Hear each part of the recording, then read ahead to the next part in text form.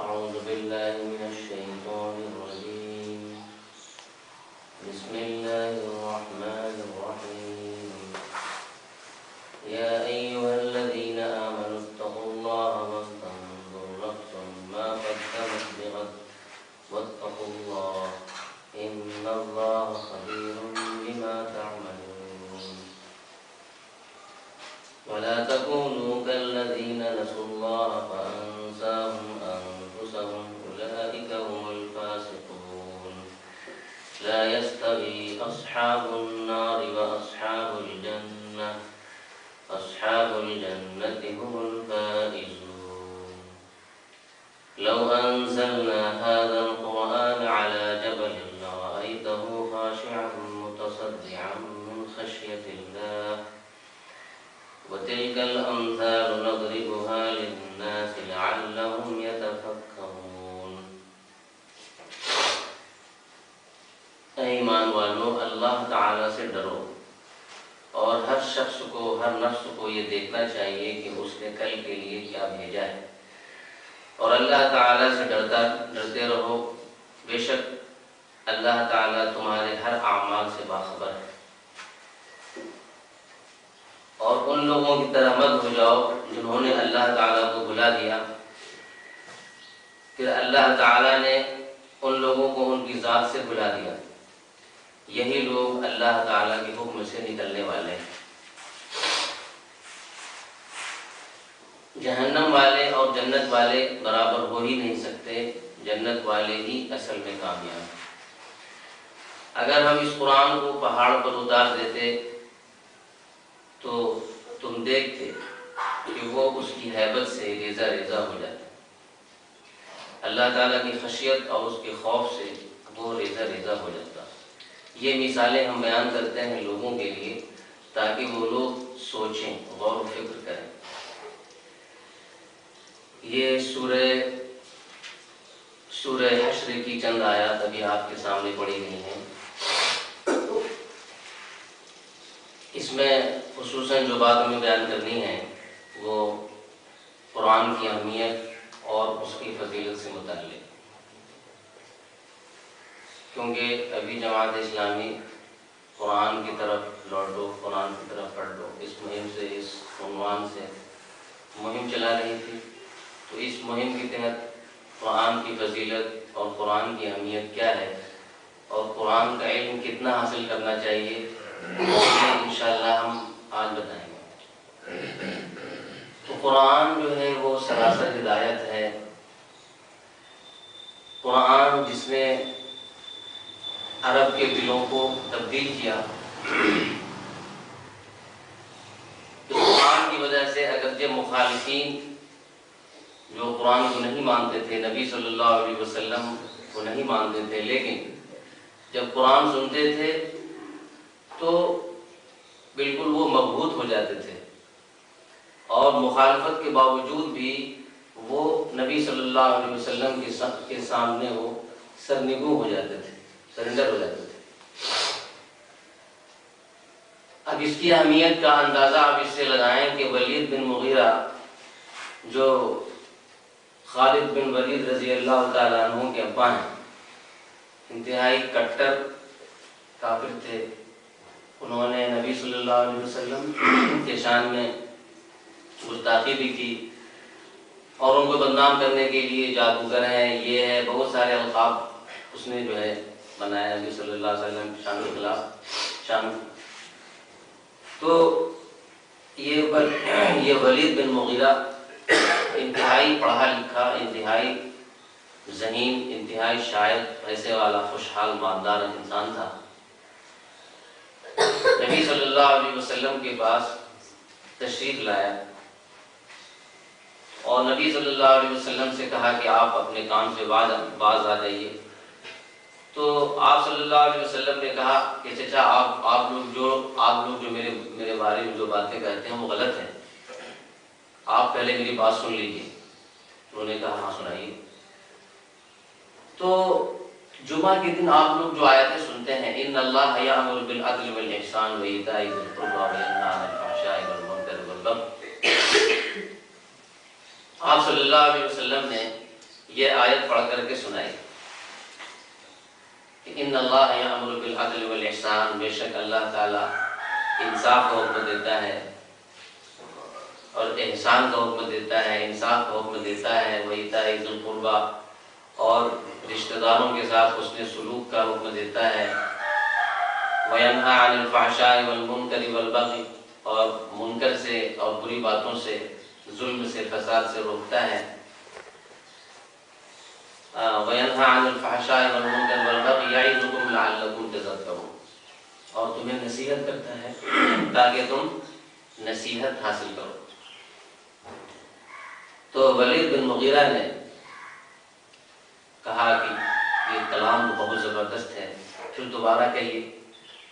پھر آپ صلی اللہ علیہ وسلم نے دوبارہ اس آیت کو پڑھی تو اس نے جو بات کہی کہ ان لہ لحلاوۃ، کہ اس قرآن کے اندر مٹھاس ہے، وَإِنَّ عَلَيْهِ لَطُلَاوَةً، اور اس کے اندر تازگی ہے، اس کلام کے اندر تازگی، وَإِنَّ أَعْلَاهُ لَمُثْمِرٌ، کہ اس کا جو اوپر کا حصہ ہے، قرآن کا جو اوپر کا حصہ ہے وہ انتہائی پھلدار ہے، وَإِنَّ أَسْفَلَهُ لَمُغْدِقٌ، اور اس کی جو جڑیں ہیں وہ انتہائی گہری ہیں، اور جو اس کی شاخیں ہیں انتہائی گھنی۔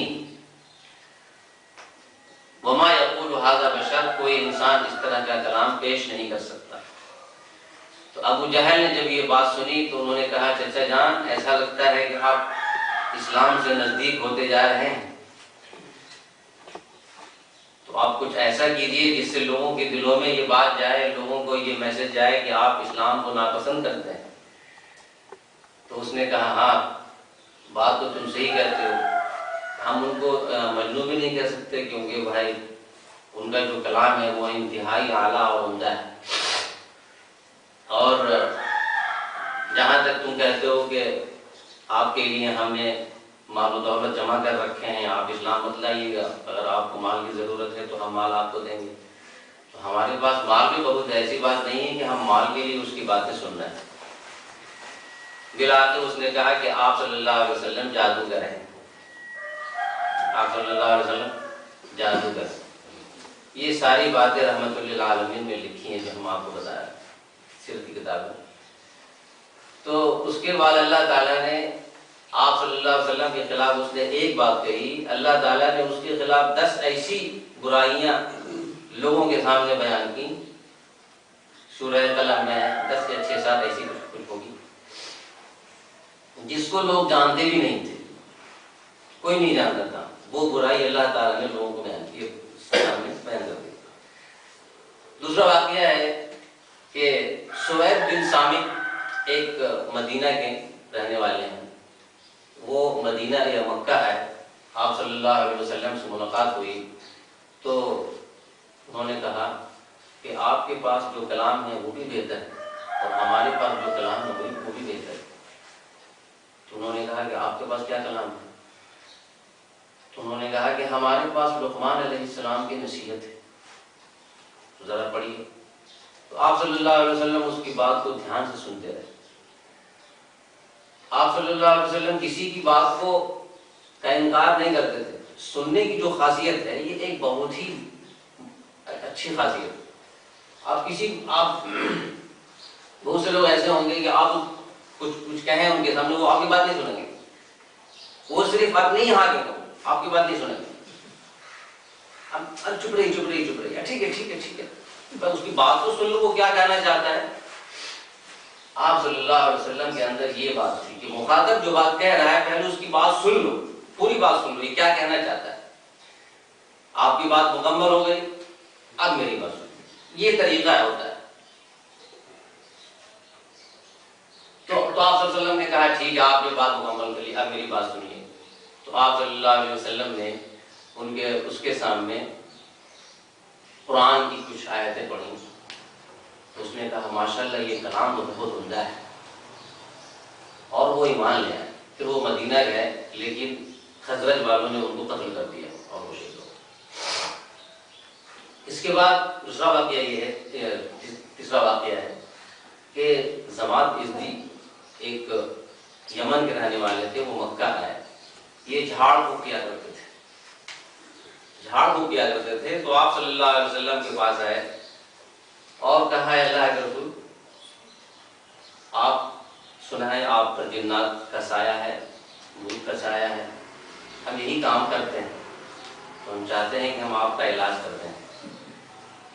تو آپ صلی اللہ علیہ وسلم نے فرمایا کہ ٹھیک ہے، جو سایہ ہمارے اوپر ہے اور جو ہم کہتے ہیں پہلے وہ بات تو سن لیجیے۔ اس نے کہا ٹھیک ہے سنائیے۔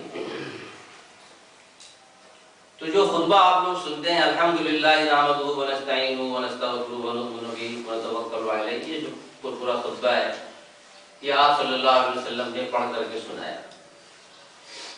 تو ضماد ازدی جو یمن کا رہنے والا تھا، اس نے کہا کہ ماشاءاللہ یہ کلام تو بہت عمدہ ہے، بہت نورانی کلام ہے، آپ اپنا ہاتھ آگے کیجیے، میں بیعت کرتا ہوں، میں اسلام کرتا ہوں، اور وہ مسلمان ہوتا ہے۔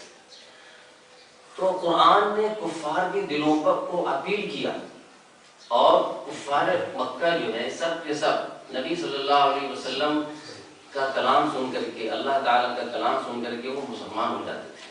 آخر اس کے اندر کون سی ایسی بات تھی؟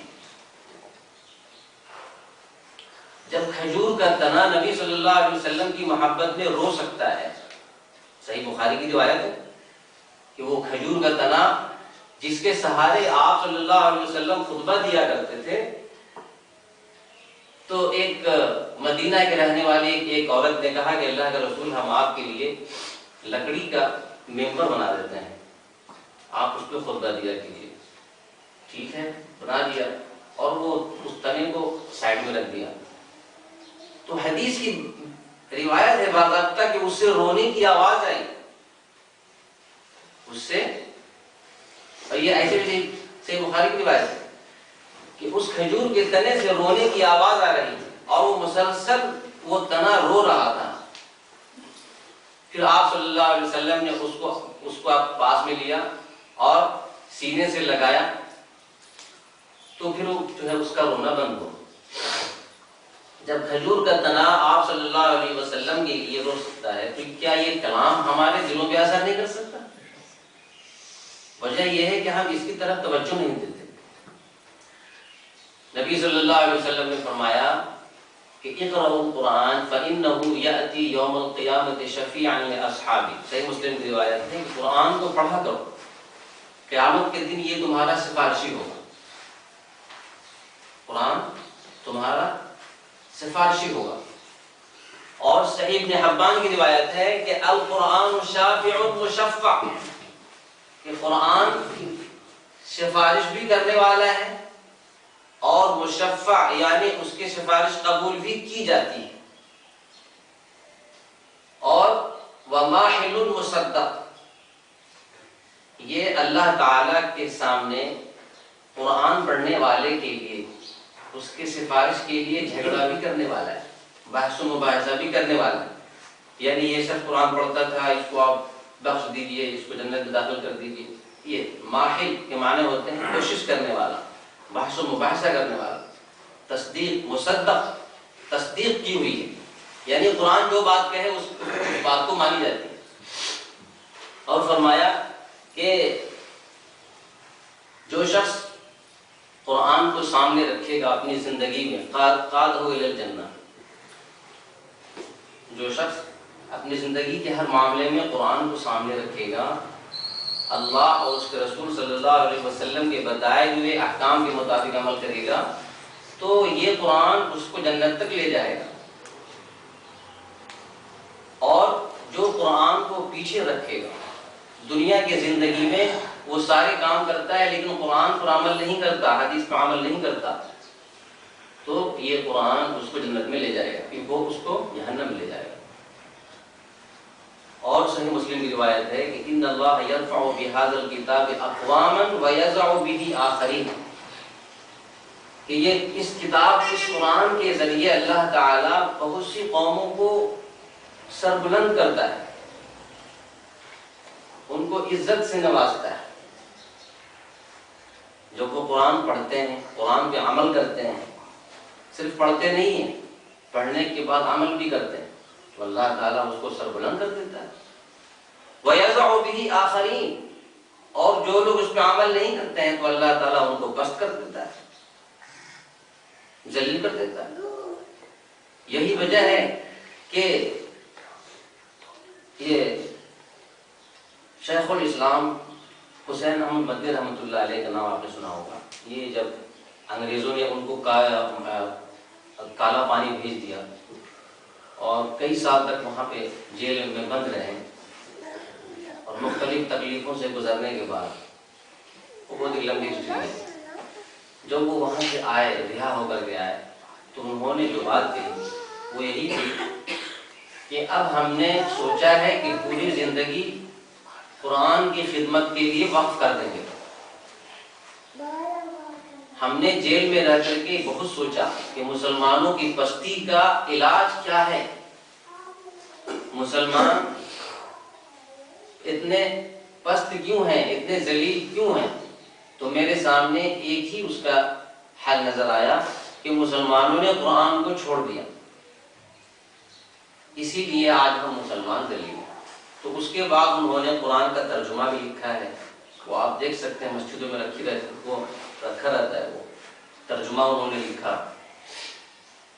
تو یہ قرآن کو چھوڑنے کی وجہ سے، قرآن نہ پڑھنے کی وجہ سے، قرآن پر عمل نہ کرنے کی وجہ سے آج ہم پر بہت ساری پریشانیاں آ رہی ہیں، بہت ساری پریشانیاں آ رہی ہیں.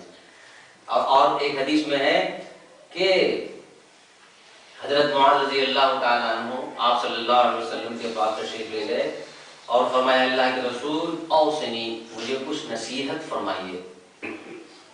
تو آپ صلی اللہ علیہ وسلم نے فرمایا علیک بتقوی اللہ فإنہ رأس الامر کلہ، کہ اللہ تعالیٰ سے ڈرو، اللہ تعالیٰ سے ڈرو، اللہ کا تقوی اختیار کرو. فإنہ رأس الامر کلہ، کیونکہ وہ ہر معاملے کی جڑ ہے، وہ ہر چیز کی جڑ ہے. اللہ کا خوف، اور خوف کا مطلب یہ نہیں ہوتا کہ انسان وضع خطا میں ہے، کرتا پاجامہ پہنا ہے، ٹوپی پہنی ہے، یہ شعار ہے، بہرحال یہ شعار بزرگوں کا لباس ہے، لیکن یہ معیار نہیں ہے، یہ اسٹینڈرڈ نہیں ہے. آ رہی بات سمجھ؟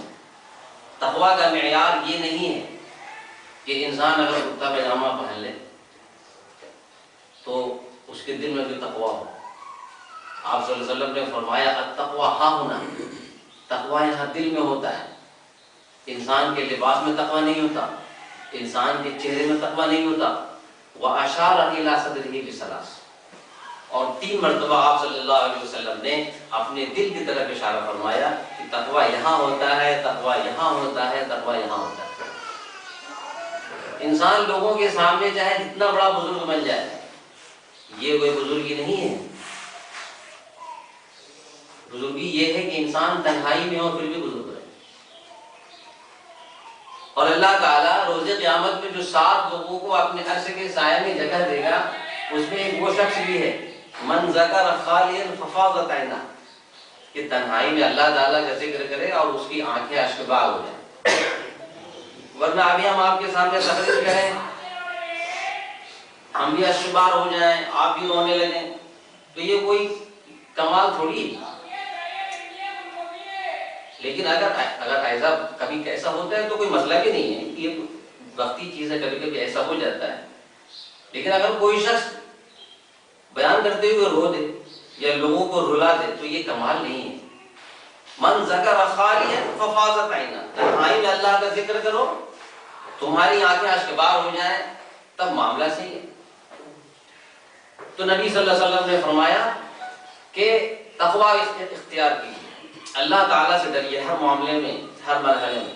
یہ ہم سمجھ لیں جیسے ہم نماز پڑھتے ہیں تو اگر ہمارے بغل میں کوئی چیف منسٹر کھڑا ہو جائے، اگر کوئی چیف منسٹر کھڑا ہو جائے تو ہماری کیفیت کیا ہوگی؟ اور ہمارے بغل میں کوئی غریب کھڑا ہو جائے، ایک دم سے غریب بالکل کھڑا ہو جائے تو ہماری حیثیت کیا ہوگی؟ ظاہر سی بات ہے کیفیت الگ ہوگی. چیف منسٹر جب ہم بغل میں کھڑے ہوں گے تو کیفیت الگ ہوگی، اور جب غریب آدمی ہے تو کیفیت الگ ہوگی. ہم ایک دم صحیح سے کھڑے ہوں گے، ہمارے ہاتھ ہلیں گے نہیں، ہم یوں کھلائیں گے نہیں، ہم یہ سر کو کھلائیں گے نہیں، اسی طرح ہم کیا کرتے ہیں نمازوں میں سکون سے کھڑے رہیں گے. کم سے کم اتنی تو نماز کے اندر نہ ہو تو کہیں پر بھی اللہ تعالیٰ کا خوف اتنا تو ہو جائے کہ اس شخص سے زیادہ ہو جائے، اس شخص سے زیادہ ہو جائے کہ اللہ تعالیٰ ہمیں دیکھ رہا ہے. خلوت میں جلوت میں اللہ تعالیٰ خوف ہو. اور فرمایا علیک بتلاوت القرآن، قرآن کی تلاوت کرو. دوسری وصیت تھی. تو فرمایا کہ اللہ کے رسول اور وصیت کیجیے، کچھ اور نصیحت کیجیے. انہوں نے فرمایا علیک بتلاوت القرآن، قرآن کی تلاوت کرو. فإنہ نور لک فی العرش وذخر لک فی السماء، کہ یہ تمہارے لیے زمین میں نور ہے، روشنی ہے، اور آسمان میں تمہارے نامہ اعمال میں ذخیرہ ہے. آپ صلی اللہ علیہ وسلم نے یہ نصیحت کی کہ آپ قرآن کی تلاوت کیا کیجیے، اس کے معانی پر غور و فکر کیا کیجیے. تو یہ ساری باتیں ہیں. اور حضرت ابوبکر رضی اللہ تعالیٰ عنہ جب قرآن پڑھا کرتے تھے تو مدینہ کے رہنے والے جو غیر مسلم تھے وہ جمع ہو جاتے تھے، اور ان کے بچے بھی جمع ہو کر سنتے تھے کہ یہ کیا پڑھ رہے ہیں، کتنا اچھا کلام ہے. کفار مکہ جو ہے جب پریشان ہو گئے تو انہوں نے کہا کہ آپ مکہ چھوڑ کر چلے جائیے، ورنہ آپ کی وجہ سے ہمارے نوجوان سب بہک رہے ہیں، وہ اپنا دین چھوڑ رہے ہیں اور آپ کے دین قبول کر رہے ہیں. ایسا نہیں ہو سکتا، آپ یہاں نہیں رہ سکتے. انہوں نے کہا ٹھیک ہے ہم مکہ چھوڑ دیں گے. مکہ چھوڑ دیا، چلے گئے. جب جا رہے تھے تو راستے میں ایک شخص ملا، اس کا نام تھا ابن الدغنہ. اس نے کہا کہ آپ کہاں جا رہے ہیں؟ انہوں نے کہا کہ مکہ والوں نے ہم کو نکال دیا ہے، ہم جا رہے ہیں. ارے آپ جیسا شریف آدمی مکہ چھوڑتے ایسا ہو ہی نہیں سکتا، آپ چلیے ہمارے ساتھ، ہم آپ کو اپنی سیکیورٹی میں رکھیں گے، چلیے. ٹھیک ہے چلو. واپس لے گئے مکہ. پھر مکہ میں وہی کام شروع کیا، قرآن پڑھنے لگے. پھر سب نوجوان کھڑے ہو گئے، ان کی عورتیں باہر نکلیں. تو لوگوں نے کہا کہ آپ نے ابن دغنہ سے کہ آپ نے ان کو جو ہے اپنی سیکورٹی میں رکھا ہے، لیکن بہت پریشانی کی بات ہے، ہم تو برداشت کریں گے نہیں. انہوں نے کہا کہ حضرت آپ یہ کام نہ کیجیے، قرآن نہ پڑھا کیجیے، ورنہ پھر ہم آپ کا سپورٹ نہیں کر سکتے، ہم اپنا سپورٹ اٹھا لیں. انہوں نے کہا کہ مجھ کو تمہارے سپورٹ کی ضرورت نہیں ہے، اور پھر انہوں نے مکہ کو چھوڑ دیا. تو قرآن کی حلاوت اور اس کی مٹھاس کو ہم اپنی زندگی میں داخل کریں. تو سب سے پہلی بات یہ ہے، قرآن کی فضیلت کے بارے میں بہت ساری باتیں ہیں، 3-4 باتیں ہم آپ کے سامنے پیش کرتے ہیں. سب سے پہلی بات یہ ہے کہ قرآن جو ہے اللہ تعالیٰ کا کلام ہے، منزل من اللہ ہے. القرآن کلام اللہ، قرآن اللہ تعالیٰ کا کلام ہے، اللہ تعالیٰ کی طرف سے نازل کیا ہوا ہے. اور اس کا متکلم اللہ تعالیٰ ہے، اس کا متکلم بولنے والا اللہ تعالیٰ ہے. اور قرآن یہ مخلوق نہیں ہے جس طرح دنیا کی چیز. اگر قرآن کو مخلوق مان لیں تو اس سے اور چیزیں فنا ہونے والی ہیں، قرآن بھی فنا ہو جائے گا. ایسا نہیں ہے، قرآن جہاں سے آیا ہے وہیں لوٹ کر کے چلا جائے گا. تو اس کی فضیلت کے لیے یہی بات کافی ہے کہ یہ اللہ تعالیٰ کا کلام ہے. دوسری بات یہ ہے کہ قرآن عزت کی وجہ ہے، عزت کی سبب ہے. القرآن شرف للعرب خاصۃ وللعرب عامۃ. عرب والوں کے لیے خاص طور پر شرف کی بات ہے، شرف کی چیز ہے، عزت کی چیز ہے.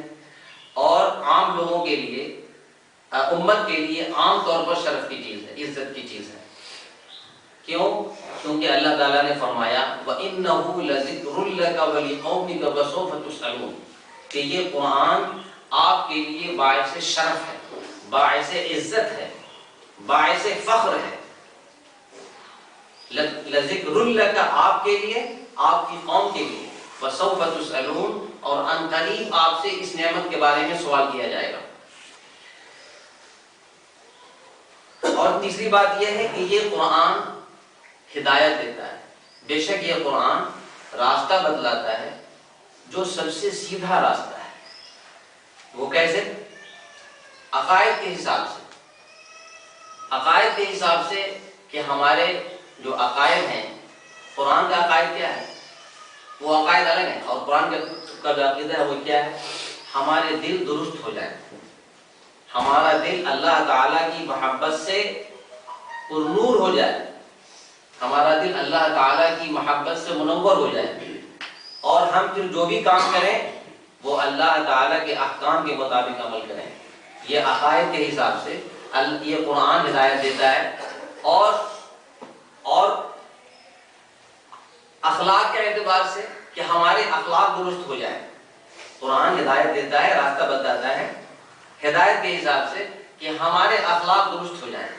اخلاق کیسے درست ہوں گے؟ ہمارا اٹھنا بیٹھنا، لینا دینا، ہمارے اندر قوت برداشت، لوگوں سے ملنا جلنا، کبر، غرور، گھمنڈ، یہ سارے جذبے ختم ہو جائیں اور ہم اچھے اخلاق سے متصف ہو جائیں۔ نبی صلی اللہ علیہ وسلم کے اندر ذرہ برابر کی گھمنڈ آپ کبھی بھی نہیں پائیں گے۔ آپ صلی اللہ علیہ وسلم نبی ہونے کے باوجود، ختم الانبیاء ہونے کے باوجود، حضرت علی بن حاتم رضی اللہ تعالیٰ عنہ فرماتے ہیں میں جب شام سے مدینہ آیا ایمان لانے کے لیے تو میں نے آپ صلی اللہ علیہ وسلم سے ملاقات کی، تو آپ صلی اللہ علیہ وسلم نے میرا استقبال کیا اور کہا چلو گھر چلتے ہیں۔ ہم جب گھر جا رہے تھے تو بیچ راستے میں ایک بڑھیا عورت ملی، اس نے آپ صلی اللہ علیہ وسلم کا ہاتھ پکڑ لیا اور کہا رکیے، آپ سے کچھ بات کرنی ہے، اور آپ صلی اللہ علیہ وسلم نے بہت دیر تک اس سے بات کرتے رہے۔ آپ صلی اللہ علیہ وسلم اس بڑھیا سے بہت دیر تک باتیں کرتے رہے۔ تو میں سمجھ گیا کہ یہ اگر کوئی بادشاہ ہوتا تو کسی کی مجال نہیں تھی کہ کوئی آدمی اس کو روک سکتا ہے۔ تو بہرحال یہ بادشاہ نہیں ہے۔ آپ صلی اللہ علیہ وسلم کبھی بھی کبر نہیں کرتے تھے، گھمنڈ نہیں کرتے